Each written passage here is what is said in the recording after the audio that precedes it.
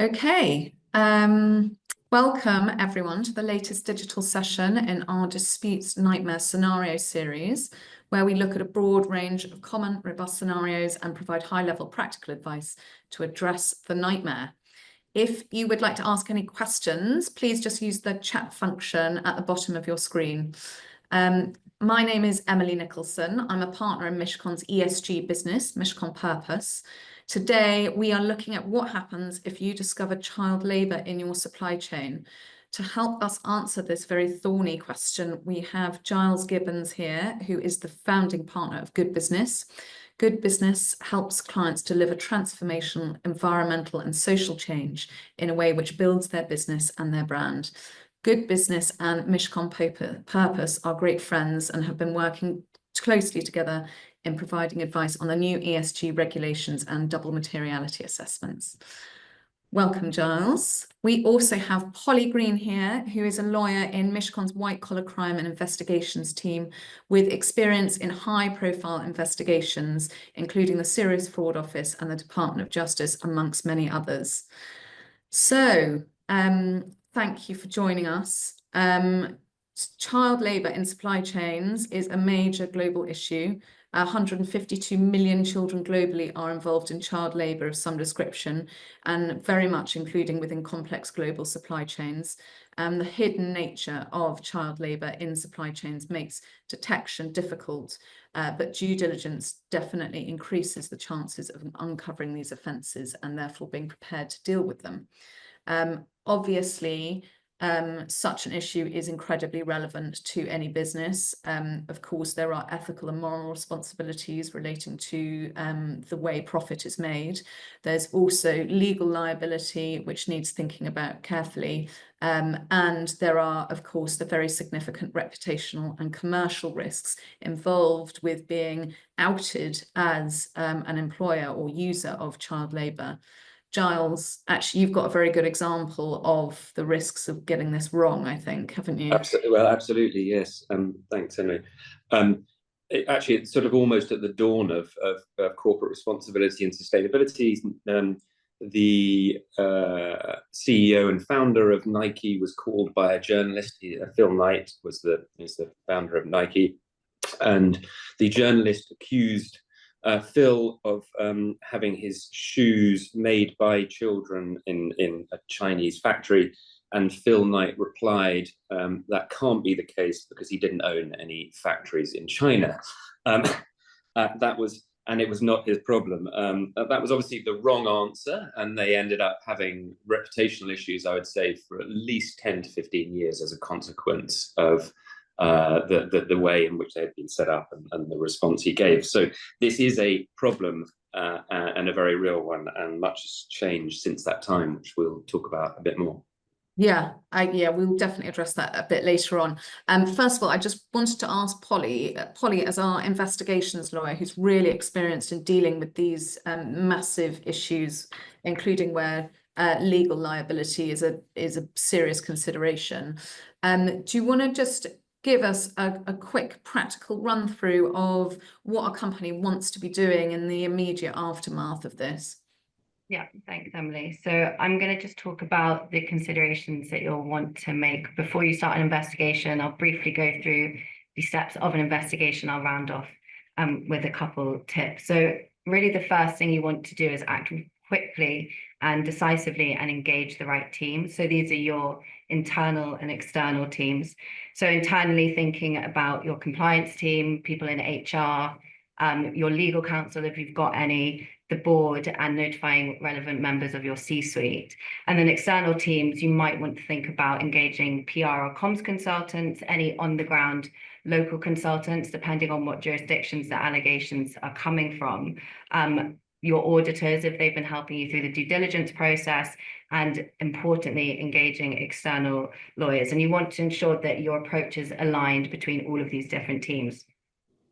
And the reason why gaining legal advice so early on in the process is important is because lawyers obviously have experience in conducting investigations, and they give it kind of an air of independency and legitimacy if it's going to be scrutinized later on down the line. They'll also be able to advise you on your civil and criminal liability, But most importantly, they'll be able to protect documents with the mechanism of legal professional privilege, and I'll come on to that. Other considerations that you want to make before you start your investigation is how to limit damage from unnecessary reputational and commercial risk. And this normally comes from miscommunications or misinformation. So you want to have a really good communication strategy and think about your different stakeholders. So for example, in this case, your customers, your shareholders, your insurers, and your employers, and think about what obligations and responsibilities you might have towards these different people. And you really want to strike a balance between maintaining transparency in your communications and informing people of what you're doing, but also confidentiality and any legal professional privilege obligations that you have. So your PR and comms teams can assist you with doing this.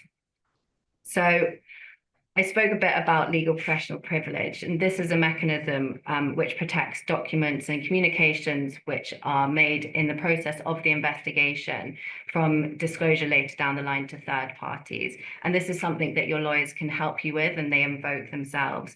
So it's important that your investigation is legally led. Otherwise, if legal professional privilege isn't adequately maintained, you can actually waive it, and then potentially that leads to disclosure later down the line.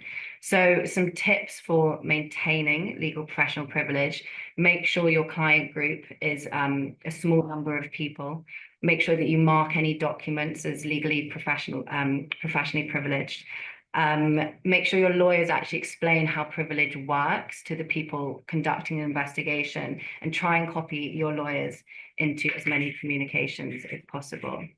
So with these investigations, no two of them are going to be the same. There's a brief structure that a lot of investigations will run through, but a lot of these steps that I'm going through might occur concurrently, and this is something that your lawyers might be able to advise you on as well. The first thing you're going to want to think about is gathering evidence. So this is evidence relevant to the allegation and the jurisdiction. So in this case, I'd be thinking about contracts, employment records, procurement records, audit reports, and you want to make sure that you can adequately preserve this evidence throughout the process. So the next point would be wanting to interview key people. So this is people with facts on the ground and knowledge of what might have happened. So in this case, it's probably supply chain managers, procurement managers, factory owners, those that might organize your labor arrangements. And you'll want to have advice from your lawyers on kind of what questions should be asked so that you can determine the key facts and issues here. You'll then want to think about analyzing this information, trying to figure out whether child labour has actually been uncovered, what the actual facts are, how connected you are as an organisation, and whether any policies or local laws might have been breached. And this is something that, because supply chain liability is quite a nuanced topic, your lawyers will again be able to help you with. And this will amalgamate finally in an investigation report, setting out the root cause of any issues, what's happened, any failures, and then also next steps to consider. So your remediation strategy and what your future relationship looks like with your suppliers. Sorry, Polly, just on that, because I think people will be interested in that. In terms of that, what is the position with the supplier in question? Is it a good idea to just cancel the contract and cut all ties, or is there a sort of social argument here around like supporting the relationship and working better together? Giles, I don't know if you have a view on that. Absolutely. I mean, I think cancelling contracts is probably the worst thing to do, unless it's a consistent breach that that you can prove over time. In a sense, the key thing is that you need to understand what the long-term reasons are behind child labour being uncovered, and the only way you're going to be able to deal with those is by working with your suppliers in order to try and mediate those, and therefore, if you can, that supplier can be brought with you, then you're more likely to actually reduce child labour than if you cancel it and move on to another supplier that you don't know. So absolutely, we would say try and work with suppliers over time to reduce it rather than at a short-term solution. And this should be happening quite a lot. I mean, people should be talking to their suppliers a lot about these issues, because as I understand it, child labour, like this is not some made up problem. Like child labour is a real issue and is involved in a lot of supply chains. Is that right? Absolutely. I mean, I think the first thing to say here is that every single supply chain has child or forced labour in it in some way, and I think that it's really important that companies, in their broadest term, accept that there is child labour in their supply chain, because there is in every supply chain, particularly the global ones that most larger companies are involved in, and therefore what's critical is that an organization, and I think this is the way to take the nightmare part out of this scenario, is that if you accept that there is, and that your long-term commitment is about reducing child labor to zero within your supply chain, and that you're doing a number of things to do that, then you can use that content to respond appropriately to the specific investigation or the specific challenge that has been put in front of you. So in terms of thinking about it like that, obviously it is critical to try and measure the potential child labour within your supply chain.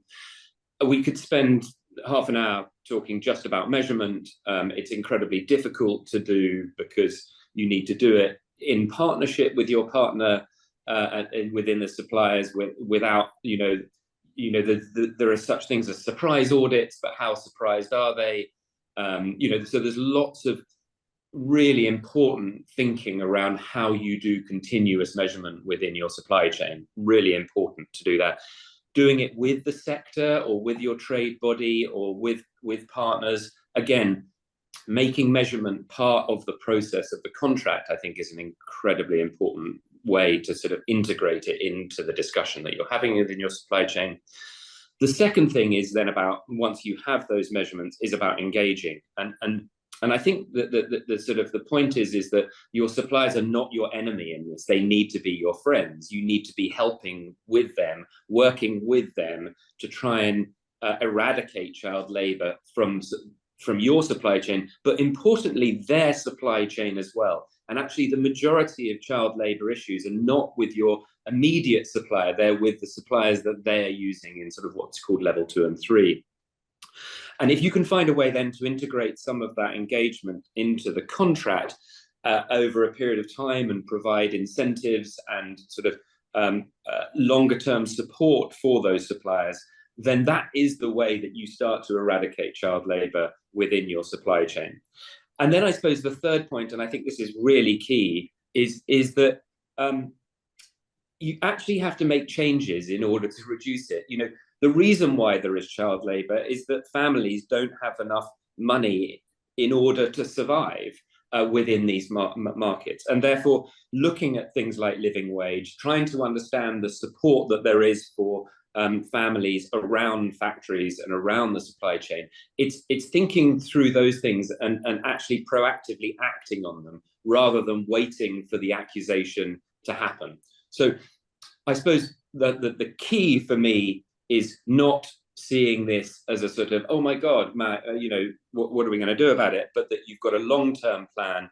And organizations, I suppose, just quickly talk about an organization, Tony Chocolonely, who I'm sure many of you know, an ethical chocolate brand, who I think is a sort of really good example of where you'd expect them to say, well, we don't have any child labor in our supply chain because we're doing it ethically. But that's not what they do. They say, we accept that there is, and we're going to be very upfront about measuring it, engaging with our farms, the supply chain, to eradicate it and look at strategic ways to solve that.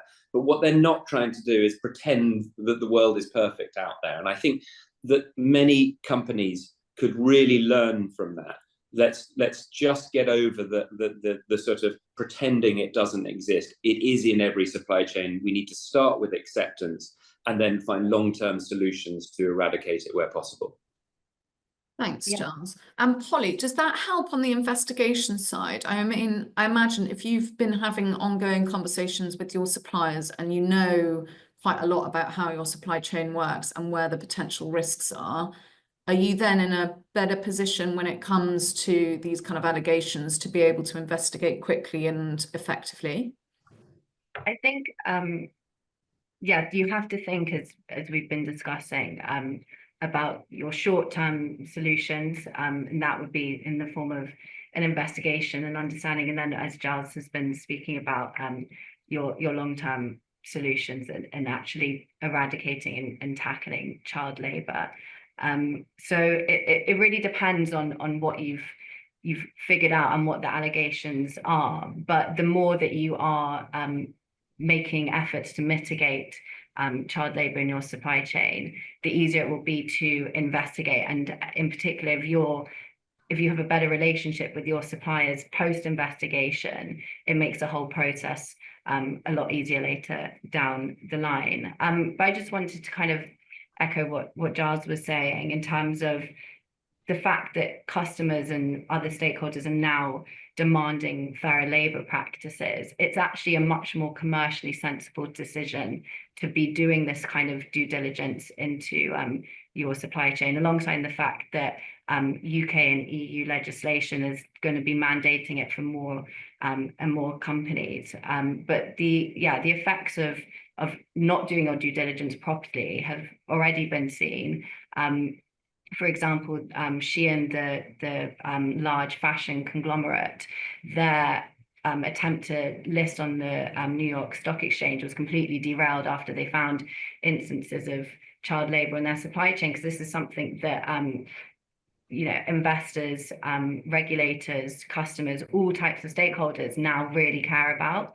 So in the long term, it's a really sensible thing to be doing these investigations, whether they've been initiated from an external source or whether they're from your own due diligence. And I guess what I'm trying to say is need to be proactive about it. Yeah, proactive, and I think the sort of lesson I'm getting from what you and Giles have been saying is there needs to be a level of realism and acceptance there. You need to be pragmatic about this. You need to understand the world in which you're working, understand your supply chain and the risks, and then be, as you say, proactively managing those, not putting your head in the sand. Giles, you meant. Oh, sorry, go ahead. Sorry, I just did to add to the Shein example, because I think that's such a good example, one where it's really affecting the business. But I think the other thing about Shein is that consumers in particular don't understand how a t-shirt can cost 50p, and therefore the assumption is that the only way that can be the case is that someone is being adversely affected as a consequence of you buying it for that price. I mean, it's like, how can it be so cheap? And therefore the sort of, when people then uncover or challenge them on child labour, it sticks in a sense. And so I think this really challenges businesses, particularly at the sort of value end, is to be very proactive, not just about what they're doing, but how they're communicating about it, and really show and try and help people understand how they're able to deliver what they are at a price without, having to, use child labour or forced labour in order to achieve that end. And I think that's where, organizations need just to be much more positive and proactive and to show what they're doing and how they're doing it, because otherwise people fill the gap with negativity. And I think this is a really good example of where that happens. Yeah, and I think the Shein example, you're exactly right, because if you are selling t-shirts for that little money and you're not accepting at that point that someone is being taken advantage of somewhere in the supply chain, and it then comes as a shock to you when these kind of allegations are made, then potentially you've missed a trick there of looking sensibly at your supply chain throughout and being realistic about commercially what you can and can't do and how that's going to affect you reputationally. So yeah, I think that's right. You mentioned earlier about trade bodies and potentially involving them in the issue. I would be concerned that you might be seen to be passing the buck if you say, oh, it's an industry issue, I'm talking to my trade body about it. I mean, presumably you need to balance that line quite carefully and be taking responsibility and dealing with your own supply chain, but also dealing with the wider issues with your trade body. Yeah, so I think it's a really good point, and I think this is where it sort of part of this conversation is when you're accused of something specific, you need to deal with that in itself, and the investigations is a way of solving that. I think when you're talking about a more longer term management of trying to eradicate child labour, I mean, there were certain situations where sort of toy manufacturers were all using one or two or three factories. They were all doing their own audits, all slightly different. And so there was a sort of continuous audit going on, but they weren't sharing the information. And therefore, coming together through a trade body that then provides a sort of central place, which means that those audits are done and then provided to each of the companies that are contracting with that organization, sort of makes sense from an effective perspective, but also from an economic perspective, and allows the supplier, to sort of be part of it rather than just feeling like they're being relentlessly audited from all of these different parties. So I think when it's in an ongoing basis, I think it can make sense. The challenge that all, as I was talking about earlier, that all measurement has is, in a sense, the more known it is that it's coming, can suppliers then ensure that they won't find any? Are the organizations paying to get a clean audit? Is that part of the problem? So there are just lots of issues around that whole measurement piece, but doing it in collaboration does make sense when you're talking about an ongoing strategy. Thanks, Giles. Just to say, we're quite close to wrapping up now. We've got a couple of questions from the audience. I'm just gonna do one of them now. If you've asked a question and we're not answering on this, we will answer you offline. The question is, how can we integrate mitigation of child labour contractually? Polly, is this something you wanted to talk to? So there's a couple of things that you can incorporate into your contracts. For example, auditing and monitoring clauses about when and how often you can audit, or how you're going to monitor the way that factories are conducted, or who they have supplier relationships with. You can try and integrate independent verification standards from third parties such as NGOs and charities who work to combat child labour. You can explicitly ban it in your contract as well, and also include targets. But one thing that we were all discussing briefly last time was actually incorporating this idea of having the living wage into your contracts. And so thinking about what the local living wage is in the jurisdiction, and ensuring that that those being paid, those employed by factories and suppliers are being paid that. Thanks, Polly. Giles, did you have anything to add? I think the only thing, and again, this sort of sounds like I'm saying the nice stuff and Polly's having to sort of ban things, but providing some sort of funding or pot of money for community outreach, just to engage, to try and understand what some of the issues are with families within that area, and is it lack of schools, is it lack of places for children to be looked after whilst factories are open, etc. It's sort of, the more you can try and understand what the issues are in and around the supply chain, and particularly level 2 and 3, sort of beyond the factory, the better you can then work with them to try and solve those and take any likelihood of child labour out of the factory. Fantastic. Well, thank you both so much. Can I push you? Can we finish on a top tip? Just a quick. Polly, have you got top tips on investigations? My top tip would really be just document everything and have a really good audit trail of what you've done. this will probably be useful later down the line, if anything's scrutinized. And yeah, just balancing your communications between being transparent or also maintaining enough confidentiality. Thanks, Polly. Charles, any last words? Yes, I think make sure that you have publicly accepted somewhere in communications or on your website or through your sustainability report that you accept that child labour is a fact of life in supply chains and that you're working to eradicate it. So you've already got a statement out in the public so that when the accusations come, you can use that to support the work that you've done in the past. Well, that is fantastic. Thank you both so much. And thank you to everyone online for joining us. I personally found that really interesting. And thank you to both the guests for all your knowledge and wisdom on this. Thanks, Emily. Thank you all. Bye.